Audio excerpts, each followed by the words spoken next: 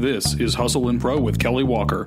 Join Kelly as she talks sports with players, coaches, organizers, and entrepreneurs from Pee Wee League to Pro.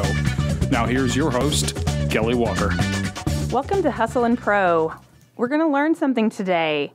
I found a sport I know almost nothing about, and so luckily I've also found a top-level USA cricket player, Nosh, to help us out today. Nosh, how are you doing? Good. How are you doing? I'm great. First thing I need you to do is help me out with how to correctly say your proper name. I'm calling you Nosh. That's a nickname, right? That's right, yeah. So what is your full name? So my full name is Nosthush Kenjige. Okay. Thank you for doing that. I didn't want to try it and not do it justice, so thank you for that. Okay, let's jump into a couple quick favorites about you. So who would you say is your favorite athlete of all time? I have a lot of athletes who are cricketers, but if I have to mention somebody who is not a cricketer, I think I look up to Jordan growing up, and I grew up in India, so even there in India, he's a huge figure. And oh, really? We all used to follow him play, and then there was a movie that came out about him. So yeah, Michael Jordan. The Space Jam movie? Space Jam. Yeah. That's old. I like it. Yeah. Well, then, who's your favorite cricketer? Cricketer, it's a guy called Virat Kohli. If you're not aware, he's like the Ronaldo of football, or soccer actually. Yeah. And he's someone who has lived up to everybody's expectation, be it on the field, outside the field. He's just ruling cricket right now, and he's doing that for the last 10 years. So oh, wow. He's been consistently on the top. Wow, fantastic. So I'm going to guess that your favorite sport to play is cricket, yes? Yes. What's your favorite sport to watch? I like watching squash. Yeah, so I used to play a lot of squash in India too.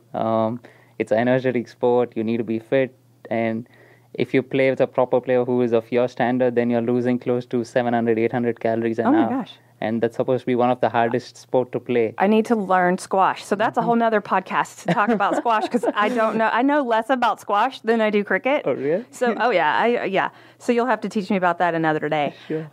Let's see. Distance. What's the farthest distance you've traveled to play sports or watch sports? I know you said you grew up in India, so that's my guess is what you're going to say. Right. If I have to consider something that I've done here in the US, it would be I've traveled all the way from New York to California to play. So oh wow. Yeah. All across the US, yeah. Yeah, east to west. Do you have any sports superstitions?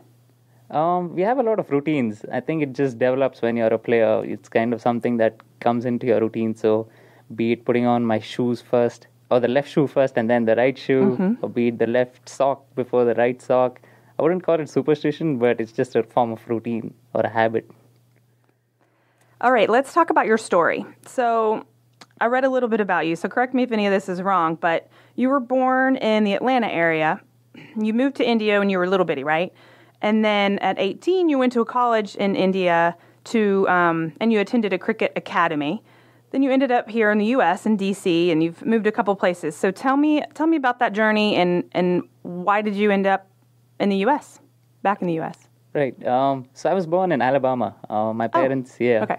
Alabama. So my parents were in Alabama for 4 years. They were studying, and then after I was born, they decided that they'll go back to India because the whole family is there in India.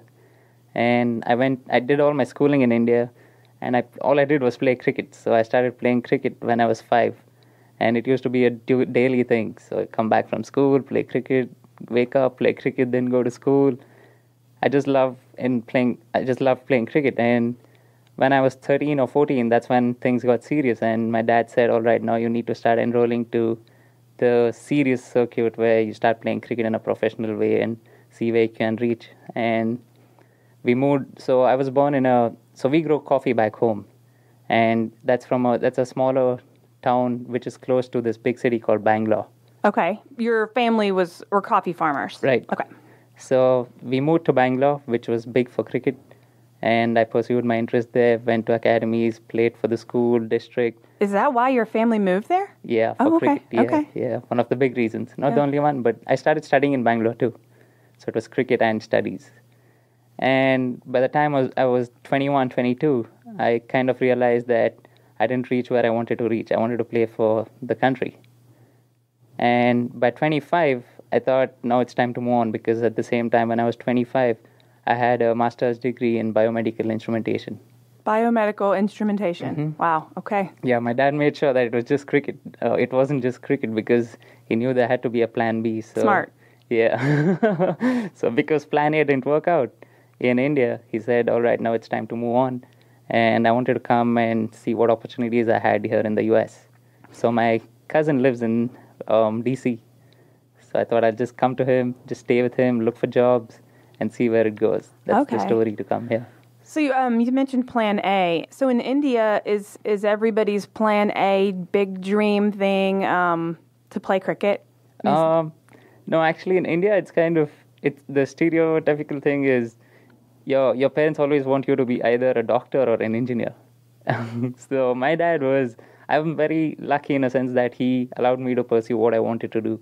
But he said at the same time, you just need to have a plan B just in case. Sure. Because in sports, it's just 0.1% that gets to be a professional in that sport and get paid. Right. That's what I wondered. Like, is it so common that everybody thinks they want to go do that, play cricket for their life? I didn't know if that was so common that it's really, really hard to do. Yeah, as a sportsman, it's really hard because in India especially, it's like how baseball and football is put together here. Okay. So everybody just plays cricket. Everybody wants to be a cricketer.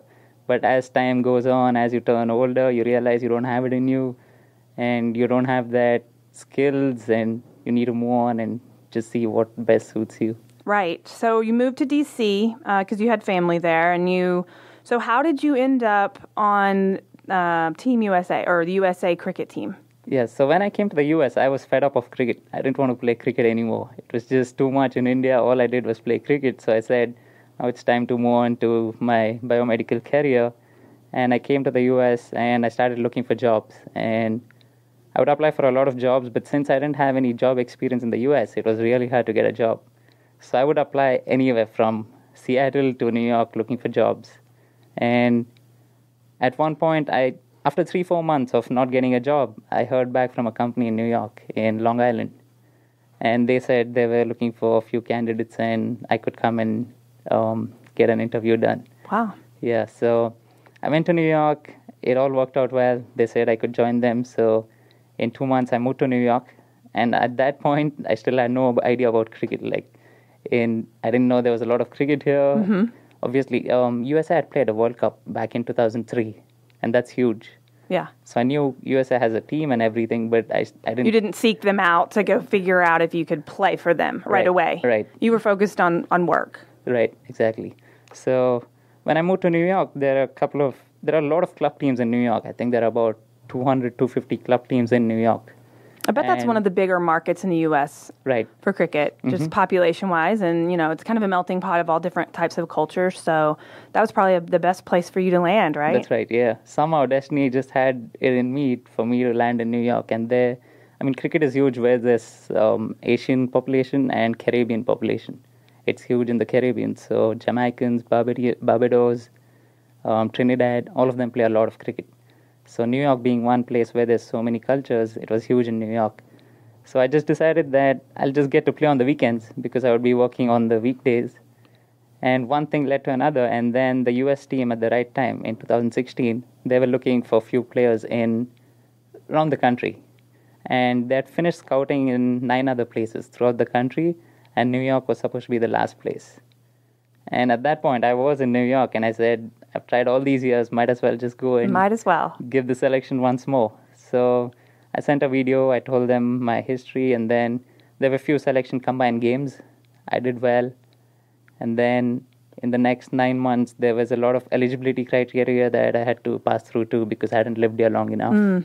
So I had to do some community service where I was teaching kids how to play cricket, just helping them with coaching, just get involved more. Oh, good, yeah. And then when I was eligible, I had to again attend the real games, selection games. And I did well, and that's how I got into the U.S. team. So if you weren't born in Alabama, would you have been eligible at all? No, not really, no. Okay, so that piece of it, even though you only lived here that short while in Alabama area, that was the first step, right? Yep. For then you coming back and getting to qualify for it. Mm-hmm. So then was your first big thing with the USA cricket team in Uganda? Yes, that's right? right. Yes, we went to Uganda. It's a division championship where you keep moving along from one division to another, and at that point we were in Division 3, and that tournament didn't go very well for the team. I did decently well, but we as a team didn't get promoted to the Division 2. Okay. So I read about that WCL3. Is that what that means? Yeah. The level 3 or something? Uh-huh. Okay. World Championship League. World Championship League 3. Yeah. So the point is to get moved up to level 2. That's right. Okay. So right now, as we speak now, I think we're ranked number 19 in the world. And wow. At that point when we were in Uganda, we were languishing at 40, 45. Oh, wow. Yeah. And that was just 2017. So that wasn't that long ago, right? No, as in now 2019, right? Today. Okay. No, I know when you were there originally ranked 40-something. Mm-hmm. Was that a couple years ago, you mean? Yeah, a couple of years ago. So you guys have really jumped up in the last few years. So right now we have ODI status, and that's huge because only 20 teams in the world have ODI status. It means that any match that we play is sanctioned by the ICC, which means we get more funding and we are covered by ICC. That's the regulatory board for all countries. Yeah. Okay. So that's big. You've kind of reached a good milestone. Mm-hmm. The team has, at least. So awesome. Okay, so I want to know a little bit about the sacrifices. Your story's unique. I mean, most people don't, move across the world a few times and then take up your original youth sport later on in life. So tell me what type of sacrifices that you've made to be where you are right now in the sport. I think a lot of, when I look back, it's hard to think that I would come this far. And I think it's a lot of sacrifices made by my parents. I think they have to be credited a lot for what I've achieved today. Be it them moving from my hometown, Chikmagalur, to Bangalore, it was a huge move. And so my dad didn't send me to a school in Chikmagalur because there was no cricket. So he had me all the way studying in a different state because that state was good for cricket. So right from then, he just kept pushing me through all the hard times. And obviously, in any sportsman's life, there's always highs and lows. And through the lows, he just stuck it out with me. And I think I'm just reaping the benefits now. Do you have brothers and sisters? Yes, I have a brother. He's a lawyer. Yeah. Where is he? He just finished his studies in the UK. And he's gone back to Bangalore now. Oh, wow. Yeah. So I was going to ask if one of your sacrifices was distance from your family at all. So now, I guess that's sort of part of it. Do you get to see your family a lot right now with the schedule that you keep with USA Cricket? Yeah, right now that would be the biggest sacrifice, like you mentioned. I don't get to see them that often. And because it's cricket, I don't feel it that much because when I'm playing, I just love it so much. Mm-hmm. But when I was working in New York, I just felt so far away and I didn't know what I was doing. It wasn't in my blood to just go follow my path in biomedical instrumentation. I 9-to-5 job. My head wasn't there. Yeah. I just wanted to be on a cricket field. So then tell me about work. Is that a sacrifice? Well, if it's better for you to play cricket, no. But did you sacrifice your job to be... are you a full-time cricketer? Right now, yes. But like you mentioned, I had to quit my job 3 times before I turned a pro cricketer. Oh, okay. So... like I mentioned, we got the ODI status now, which meant there was a lot of money coming in, and we got our contracts, full-time contracts, about 4 months ago. But until then, until 2019 April, there were times when I'd quit jobs, I didn't have any jobs, so it was just me looking to do well for the national team and make a name for myself. So I would just quit jobs, just do small gigs, and then just practice and play cricket. So those were big sacrifices too, because in the workspace I was doing well and I was moving up the ladder, but I said, this is not what I want to do. Mm-hmm. So I haven't worked in that field for 3 years. Is that something you go back to? Can you? I think so, but I'll have to again start 5 years earlier to what I am today. But hopefully I don't have to go back there right now or the next 5-10 years. I don't know how long. As a sportsman, you can't look too far ahead. Just one injury can just put you on a different route. So I don't want to think too much ahead. But at the moment, I just want to give it my best every day and see where it takes me. Awesome. Well, I bet you can always refresh your... Now tell me the skill or the major again, biomedical... Instrumentation. Biomedical instrumentation. Mm-hmm. I'm sure you can refresh your skills on biomedical instrumentation to get a fine job if ever you need to do that. Hopefully. All right, let's talk about this game. So I told you at the top, I don't know much about cricket. I'm a softball, baseball, soccer, football, I don't know, all these other sports that I grew up playing and watching and enjoying and learning a lot about. I don't know anything about cricket. So let's just let you educate me just a little bit. So even on some of the terms that I was looking and noticing how different they are. I mean, you got a bowler, batsman, wickets, things like that, which I'm guessing is maybe like a point or a goal. So give me a rundown on these basics real quick. Sure, yeah. I think it's my partial responsibility to educate cricket to whoever I can, because that's what I play and I do it probably. So cricket, if there's any sport that comes close to cricket, it would be baseball, very close to baseball. But again, I think cricket is a little more complicated. In cricket, there's just 2 bases, unlike in baseball where you have 4 bases. And in cricket, the objective is to score more runs than the other team. And when I say runs, it's same as points in baseball. Okay. So you have 11 in a team, and you either bat first or you bowl first. So bowl is the same as pitching. Okay. So when you're batting, unlike baseball, you have to hit it in the V, where you have to hit it in the V, the straight Vs. Right. In cricket, you can play it in any direction, so 360 degrees. Not really any foul lines. No foul lines. Okay. That's right.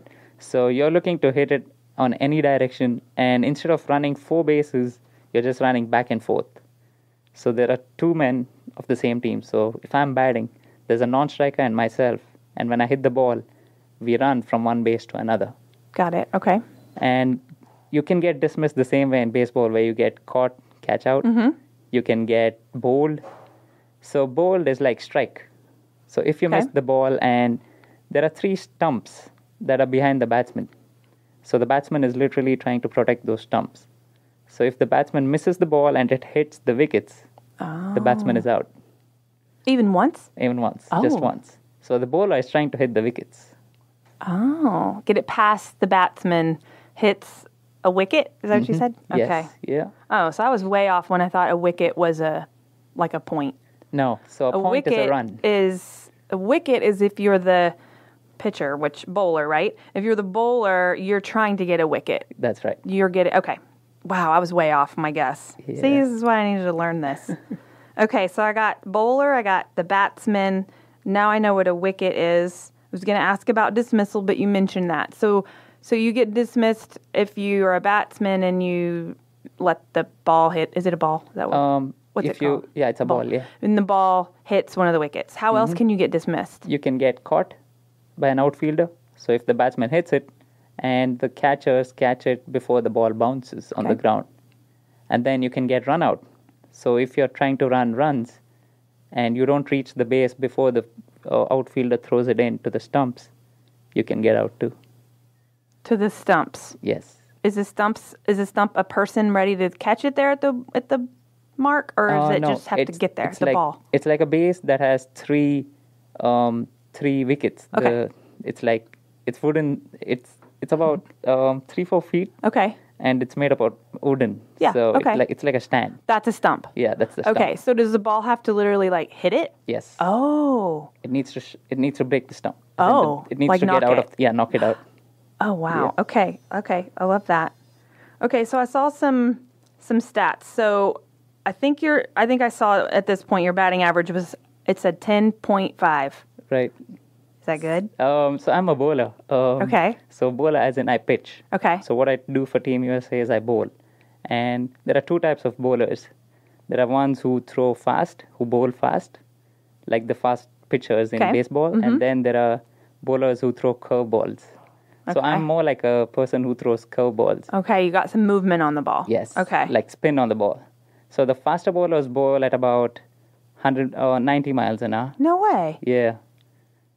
And wow. Is the ball bigger or smaller than a baseball? It's about the same size as baseball. Okay. Yeah.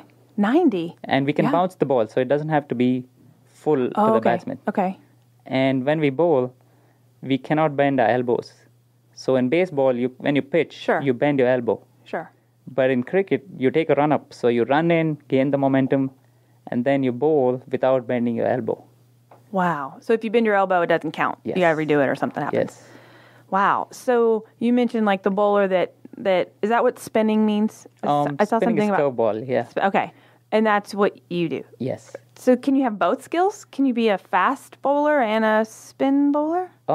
It depends on the ability. So because I'm a spinner, I cannot bowl very fast if I want to bowl fast. Okay. My curveball speed is about 50, 60 miles an hour. Okay. Even if I want to bowl, I could bowl very fast, but it would just be 65, 70. But the faster ones, those guys are bowling 90, 95. So there's a major difference. Yeah. That's quite a difference. That's so fast. I never realized that the balls were coming in that fast. Okay, so you don't really have a batting average. Do you not bat if you're a bowler? So coming to that point, So you have to bat. So whoever's in the 11, so the team consists of 11 players. I play as a bowler, but I need to bat still. Okay. So when it says average is 10, that means I average 10 runs a game. Oh, that sounds good. Yeah, it's not the best, but as a bowler, 10, you take it. Okay. For a batsman... What's the good, like, the best batsman on your team, what's his batting average? So good batsmen have average anywhere between 40 and 50. Oh, wow. And the great ones have anything above 50. Wow. Yeah. Okay, I got another question about that in a minute. 50. Okay. And then now I see a bowling average in the 38.33. So what does that mean? That means I get a wicket. When I bowl, I get a wicket. I get the batsman out for every 38 runs that I concede. Oh, okay. So every 38 runs I concede, I get a wicket. So you want a lower average. That's right. Okay. That's right. Got it. I'm relating all of this to baseball now. Yeah. Now that you said that, I can do sense, that. Yeah, I mean, yeah. Earned run average and things like that. Mm-hmm. Okay, and then I see a stat about hundreds and fifties. Right. What does that mean? So 100 is it's a symbolic figure where you score 100 runs without getting out. Oh. So when you go into bat, you're at 0. And you keep scoring runs. You don't get out till 100. That's a big milestone. Wow. Yeah. Otherwise, you get out and your score keeps, right? And you just keep adding to it. You have innings or switch, like... It's just one inning. So you get out once, you're done. Okay. So... Well, but how does the game end? It's 300 balls. There are different formats of the game. Okay. And in the most popular one, it's 300 balls per inning. 300 balls per inning. Yeah. Per inning. Per inning. So if the team is batting... That sounds like a lot. Now, I've heard these are long games. Can be really long games. Yes. Yeah. So one format of the game goes on for 5 days. Oh. So that's not played very often, or it's not watched that often, but it's the traditional cricket. So if you're a traditionalist who loves cricket, you'd love watching a 5-day game. Wow. And you know going into it that it's a 5-day game? Yes. Okay. So that's not some surprise that it just keeps going and going. You know that's going to happen. What's your format that you play the most with USA Cricket? 50 overs. That's 300 balls an inning. Okay. So it's called 50 overs because each over has 6 balls. So you bowl 50 overs into 6. That's 300 balls. Okay. So each over has 6 balls. So if I'm going to bowl 1 over. I bowl 6 balls, and then somebody else bowls. Gotcha. You got to rotate. So in a 50-over game, the maximum you can bowl, one bowler can bowl is 10 overs. So that's 60 balls. 60. So if I play a 50-over game, the maximum I can bowl is 60 balls. And the rest of the time, are you in the field doing something else, or are you out? No, you're fielding. You're always playing. Always. All 11 playing all the time. Yes. You're just moving around. Mm-hmm. Okay. I think I've definitely got a better idea from when we started. So I got a long way to go, but I think I can sort of watch it a little bit better now. Right. So tell me where does this happen? So you were here in Frisco. I feel like USA Cricket is not here in Frisco. Is it anywhere near here? How do you live here and play for the USA national team? So whenever we have tournaments, we get together about 2-3 weeks in advance. So we just finished a tournament in Florida, and that took place from the September 9th to the 21st. But we were in Florida training for the previous or 10-15 days before September 9th. And we all have a program that we have to keep doing, and the coaches are keeping track of us, be it conditioning, be it skills training. Okay, from wherever you live. From wherever you live, yeah. And then you come together to train and get ready for your tournaments and games and... Mm-hmm. Okay. So, for instance, the next tournament is in November. but we'll have a camp soon next week because November is quite some time away. Mm-hmm. So if there's a bigger break, then we go for camps again. And where does that take place? It's mostly in LA. Okay. Yeah, or North Carolina, or in Florida. Okay. Where do you train when you're here in Frisco? Do you play cricket here in Frisco on a regular basis, or are you just training to keep in shape and healthy? No, so here I train indoors. There's a place in Farmers Branch. Oh, okay. And there are many academies too, be it indoor or outdoors. And then there's a lot of club cricket that goes on here in Dallas. If you just go outdoors on Saturdays and Sundays, you'll see a lot of people playing cricket in Sandy Lakes, the Frisco grounds. I just moved here, so I'm not aware of all the grounds, but I know there's a lot of club I've definitely seen a lot of recreation looking, cricket. Now, are we getting a cricket venue up here in Allen? That's right. I remember that now. It's been a while since I read about it. Is that still happening, or what's? Yeah. So now, since we got into the ODI format, there's a lot of money coming in, and they want to start a minor league here. So a team is going to be based out of Dallas. That will feed into the major league. Oh, wow. So there are big plans for cricket here, and they want to include it in the Olympics in 2028. Wow. In LA. I'm surprised it's not already in the Olympics. Yeah. It seems like it would be. I think it's a lot of logistics that goes in. Not every country that hosts the Olympics has a cricket ground. They don't want to invest in it. And it's conflict of interest between the boards of cricket. The big ones, like Indian Cricket Board, they don't want it to be a part of the Olympics right now. So a lot of red tape and things like that a lot of important people would have to agree on to make it work, right? Mm-hmm. Well, I love it. I love all the info. You taught me a lot, and I appreciate it. So now when I see it or when this Allen venue gets built, I might be able to actually go in there and have a small inkling of what's going on. So what's next for you? You say November is your next game or tournament, That's right. But you're going to be training in between then. So what should we watch out for USA Cricket next? So we're going to be playing ODIs against Scotland and UAE next. Those are the big fixtures coming up, and we'll be traveling to Dubai for that tournament. So all the points that we get out of that all count towards the World Cup. So because we don't have the Olympics, World Cup is something huge for us, like soccer. Mm-hmm. So the wins that we get there are going to contribute towards the points that will lead us to the World Cup. Wow. Okay. So it all counts as qualifiers to get you your ultimate goals. Mm-hmm. Well, fantastic. It sounds like you're also getting to travel to a lot of amazing places too to play. So you're living the dream right now. Congrats. Good job. Well, it was nice to meet you and learn your story and have you educate me a little bit. So thank you so much for stopping in, talking to us today. Thank you. Pleasure is all mine. I enjoyed it too. So thanks for having me.